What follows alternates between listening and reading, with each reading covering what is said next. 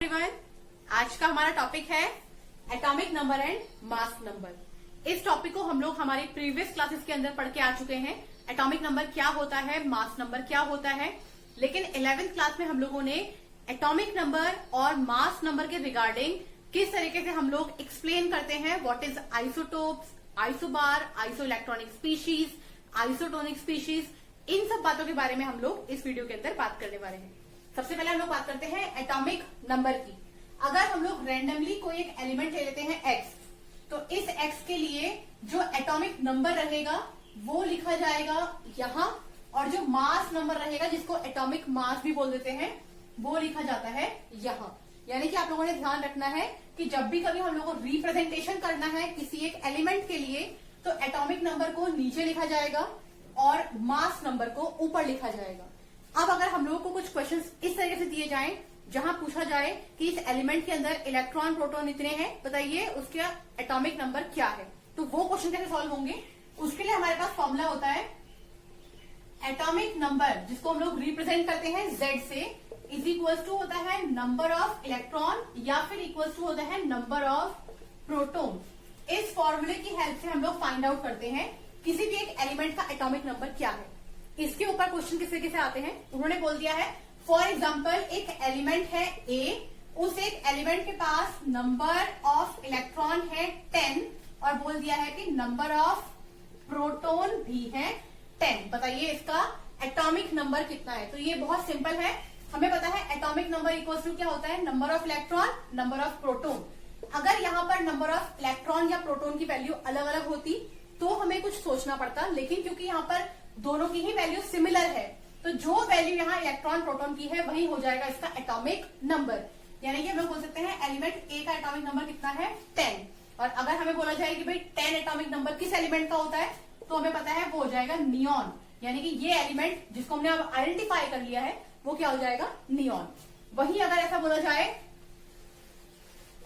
कि हमारे पास एक एलिमेंट है बी और उसका एटॉमिक नंबर हम लोगों को दे दिया है 14 और बोला जाए बताइए इसके पास number of electron and proton कितने हैं।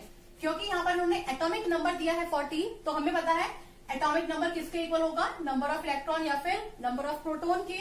यानी कि बी जिसका एटॉमिक नंबर है 14, इसके पास नंबर ऑफ इलेक्ट्रॉन भी होंगे 14 और नंबर ऑफ प्रोटॉन भी होंगे 14।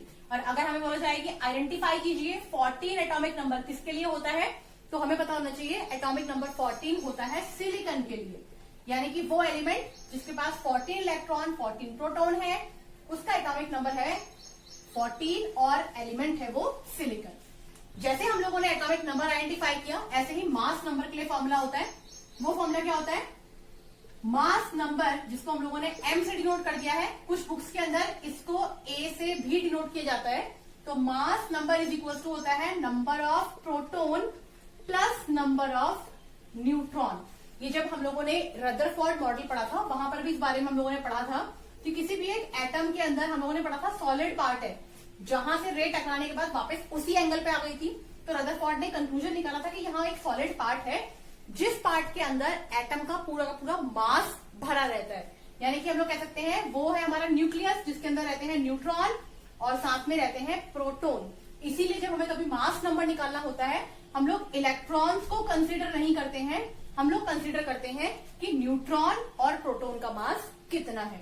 तो यहां हम लोगों ने अगर फॉर्मूला यूज करना है मास नंबर के लिए, हम लोग लिखेंगे number of proton plus number of neutron. For example हमको कहा गया एक एलिमेंट है A जिसका एटॉमिक नंबर है 14 और उसके पास न्यूट्रॉन की वैल्यू है 13, तो बताइए कि उसका मास नंबर कितना है। तो सबसे पहली बात उन्होंने हम लोग को एटॉमिक नंबर दे दिया है, एटॉमिक नंबर से निकल के आएगा number of electron, number of proton. यानी कि इस एलिमेंट ए के पास इलेक्ट्रॉन है 14 और नंबर ऑफ प्रोटॉन भी है 14। हमें मास नंबर निकालने के लिए इलेक्ट्रॉन की रिक्वायरमेंट नहीं है, हमें प्रोटॉन की रिक्वायरमेंट है और न्यूट्रॉन हमें गिवन किया गया है। तो हम कैसे फाइंड आउट करेंगे, मास नंबर यानी कि ए की वैल्यू हो जाएगी number of electron 13 plus number of proton यानी कि 14, इन्हें ऐड कर लेंगे 4 + 3 7 और 2। वो एलिमेंट जिसका एटॉमिक नंबर 14 है उसका मास नंबर कितना निकल के आ जाएगा 27। तो इस टाइप के कुछ क्वेश्चंस जो है वो आते हैं हमारे मास नंबर और एटॉमिक नंबर पर। अब यही मास नंबर और एटॉमिक नंबर, इनके रिगार्डिंग हमारे पास कुछ एलिमेंट आते हैं, हम लोग उन्हें भी डिस्कस करेंगे। जैसे कि हमारे पास नंबर 1 एलिमेंट होता है आइसोटोप्स, एक एलिमेंट होता है आइसोबार्स। कैसे इनको आइडेंटिफाई करना है? आइसोटोप ऐसे कोई भी दो डिफरेंट एलिमेंट जिनका एटॉमिक नंबर तो सेम होता है लेकिन मास नंबर अलग होता है, उन्हें बोलते हैं आइसोटोप। आपने याद रखना है, सेम होता है एटॉमिक नंबर और डिफरेंट होता है इनके पास मास नंबर, तो ये होते हैं हमारे आइसोटोप्स। फॉर एग्जांपल हमारे पास कार्बन के पास हमें पता है एटॉमिक नंबर कितना है 6, इसके पास मास होता है एक बार 12, एक बार होता है 13 और एक बार होता है 14। इसीलिए हम लोग बोलते हैं कार्बन डेटिंग जब हमें करनी है तो हम लोग C14 को यूज करते हैं। जनरली अगर हम लोगों को कार्बन को लेना है मास नंबर में, हम लोग C12 का यूज करते हैं। तो ये है कार्बन के आइसोटोप्स। ऐसे ही अगर हम लोग बात करते हैं हाइड्रोजन की, 1H1, 1H2, 1H3, protium, deuterium, tritium. हमें पता है, बोला जाए हाइड्रोजन का कौन सा ऐसा एक आइसोटोप है जो रेडियो एक्टिव होता है नेचर में, तो वो हो जाएगा 1H3। वो कौन सा आइसोटोप है हाइड्रोजन का जो वाटर मॉलिक्यूल बनाने में यूज होता है? 1H1। तो इस तरीके से कुछ एग्जांपल्स होते हैं आइसोटोप्स के। इनके अलावा भी और बहुत सारे एग्जांपल्स होते हैं। अब बात करते हैं आइसोबार्स की। ऐसे एलिमेंट जिनका डिफरेंट रहेगा एटॉमिक नंबर और सेम रहेगा इनके पास मास नंबर। डिफरेंशिएशन देखना है आपने, आइसोटोप में सेम था एटॉमिक नंबर, आइसोबार में डिफरेंट होता है एटॉमिक नंबर। आइसोटोप में डिफरेंट होता है मास नंबर, आइसोबार में सेम होता है मास नंबर। फॉर एग्जाम्पल हमारे पास है argon, potassium and calcium. Atomic number 18, 19 and 20। तीनों का ही एटॉमिक नंबर क्या है? डिफरेंट है, लेकिन तीनों के लिए जो मास नंबर होता है वो सिमिलर होता है। इनका mass number almost equal to होता है 14। तो ये जो आइसोबार का कंसेप्ट है वो फिट बैठता है इस एग्जाम्पल के ऊपर। तो ये थे आइसोटोप्स एंड आइसोबार्स। नेक्स्ट हम लोग बात करने वाले हैं आइसो इलेक्ट्रॉनिक स्पीशीज के बारे में। आइसो मतलब सेम, इलेक्ट्रॉनिक मतलब इलेक्ट्रॉन्स। ऐसे डिफरेंट टाइप ऑफ स्पीशीज जिनके पास नंबर ऑफ इलेक्ट्रॉन सेम होंगे in any terms. Any term से मेरा मतलब है चाहे वो अपनी आयनिक फॉर्म में हो यानी कि कटायन और अनायन, या फिर वो अपनी पेरेंटल फॉर्म में हो, उन सभी को हम लोग बोलते हैं आइसो इलेक्ट्रॉनिक स्पीशीज। किस तरीके से? फॉर एग्जाम्पल हमें दिया गया है नियॉन। हमें पता है नियॉन का एटॉमिक नंबर होता है 10, यानी कि इसके पास नंबर ऑफ इलेक्ट्रॉन कितने हैं? 10। अब मुझे नियॉन के सामने ऐसे कुछ एग्जाम्पल लिखने हैं जिनके पास 10 ही इलेक्ट्रॉन होने चाहिए। फॉर एग्जाम्पल हमने इसके सामने लिख दिया है सोडियम, पॉजिटिव चार्ज। हमें पता है सोडियम का एटॉमिक नंबर होता है 11, लेकिन अगर यहाँ पर 1 पॉजिटिव चार्ज है, इसका मतलब क्या है कि इसने एक इलेक्ट्रॉन लॉस कर दिया है। अगर देखा जाए सोडियम का एटॉमिक नंबर 11, तो यहाँ पर इलेक्ट्रॉन थे 11, लेकिन 1 पॉजिटिव चार्ज से एक इलेक्ट्रॉन लॉस हो गया।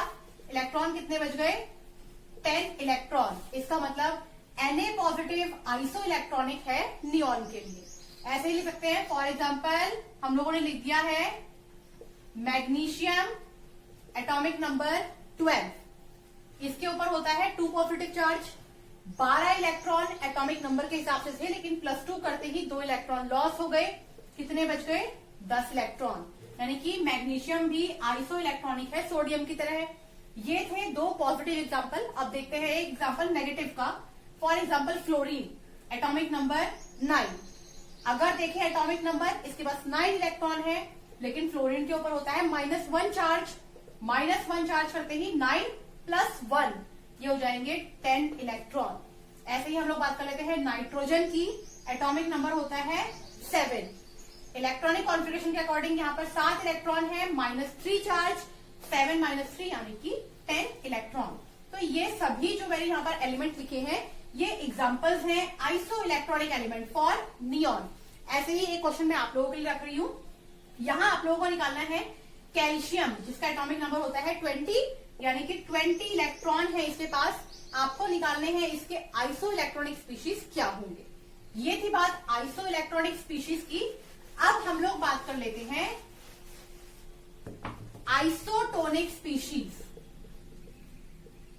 ऐसे स्पीशीज जिनके पास different atomic number and mass number हो, लेकिन उन स्पीशीज के पास सेम नंबर ऑफ न्यूट्रॉन होने चाहिए, उन्हें हम लोग बोल देते हैं आइसोटोनिक स्पीशीज। यानी कि यहां पर नंबर ऑफ न्यूट्रॉन सेम होने चाहिए। For example carbon, nitrogen, oxygen, atomic number 6, 7, 8। अगर बात करें मास नंबर 12, 14, 16, तो यहां देखने से सब कुछ डिफरेंट है। एटॉमिक नंबर और मास नंबर हर एक चीज डिफरेंट है इन 3 एलिमेंट के लिए, लेकिन इन 3 एलिमेंट के पास एक चीज कॉमन होती है, यहां पर नंबर ऑफ न्यूट्रॉन जो होते हैं वो सेम होते हैं। इसका रीजन ये है कि इन सभी एलिमेंट के अपने खुद के आइसोटोप्स होते हैं।